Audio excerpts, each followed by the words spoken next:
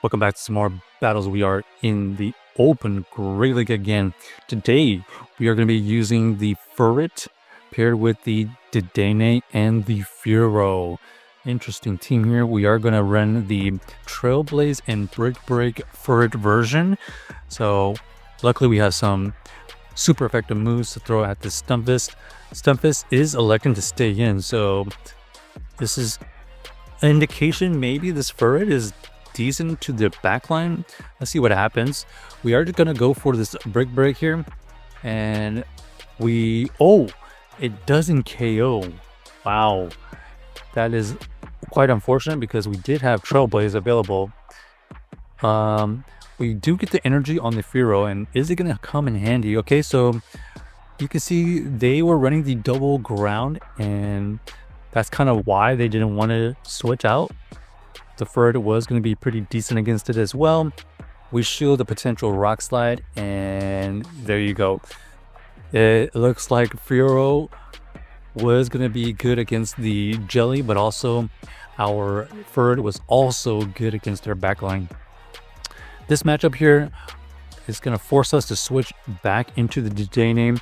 The Dedenne is going to tank the first move. We are going to just tank the second move and try to win this game with our Fearow. The Fearow did leave with residual energy, so they're going to shield here or let this go, and now we're going to have to win this game. Looks like we can shield or let this go. We decided to let it go for science because we have no idea if this Fearow is going to be bulky or not. So GG's to our opponent. Even though we did lose that game, we had to learn the hard way that this Fearow does need shields, when it is low on health. All right, next we're going to use our Furret, and we get met with the Venusaur. This Venusaur is going to be able to beat this Furret. Unfortunately for us, we are not running Body Slam. So, sorry, not this Body Slam, the normal move, and we are going to have to win this game with our backline. We find out that the Spiritomb is going to be able to throw a move, and we do shield the Shadow Ball. So now we're just going to just tank the second move. They come straight back in with their Venusaur. Now, the Venusaur is not going to like the Fearow. However, they end up throwing the Sludge. Unfortunately, we did not catch anything resisted, but we still have this Fearow with a decent amount of health. Oh, but we see a Bombardier. The Bombardier, unfortunately for us, is gonna be. Let's see if we can get some damage here. This Parabolic Charge does grab a shield, and it looks like our own Furret here is not gonna be enough because we are only running boost or debuff moves, and down goes the team. So GG's to our opponent. The Venusaur, pretty tough to deal with.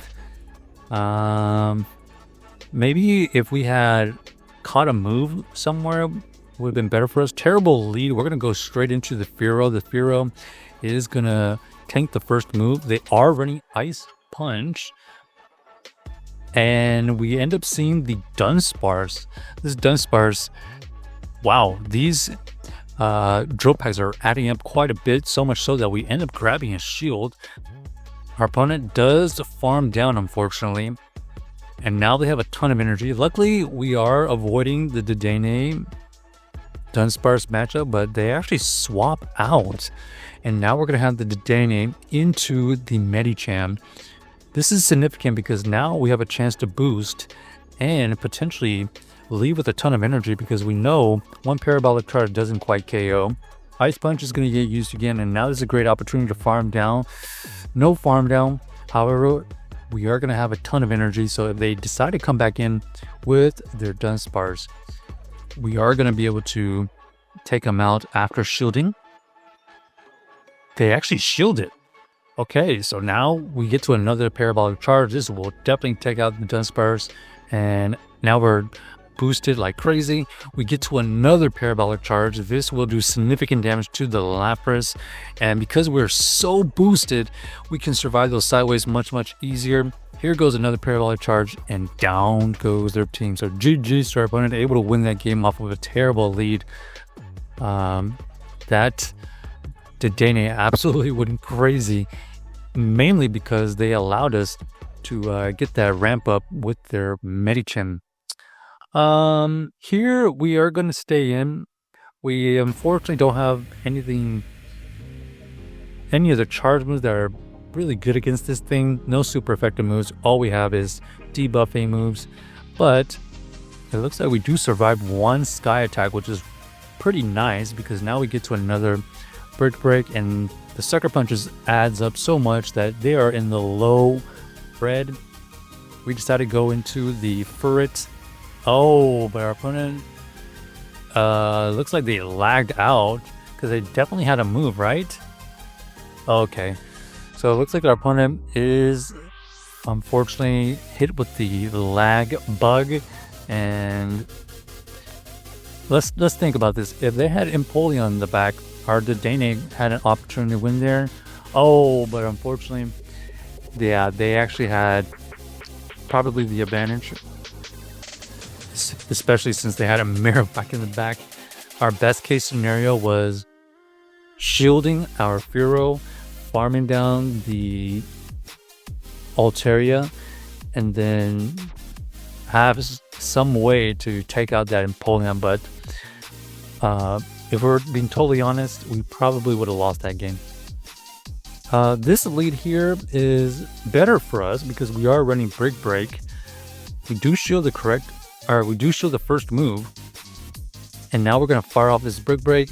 They actually shielded, and we force out the Corviknight, and this is why we have Dedenne able to reach this parabolic charge. We know that we resist all the moves, so we don't have to worry about anything here, especially since we are buffed. We are going to try to farm down, but they get to another move. This air cutter chips away at us. Now we have a ton of energy to throw back at whatever comes back in. We shield here just so that we can use this energy effectively. We go for the play rough immediately. Down goes the Morpeko, and our opponent here was banking that we would bait, but because of that, we reach a parabolic charge, which grabs their last shield. Our opponent ends up using the Hydro, and this Hydro is not going to take us out. We get to a Brick Break, soften them even more permanently for the game, and now all we have to do is probably farm down with the Fearow at this point because they are deep upped. Our opponent does elect to go for the Hydro, and that is not enough to take us out, so we are going to be able to win that game. Check out the team if you haven't already, and let us know if you enjoyed the video.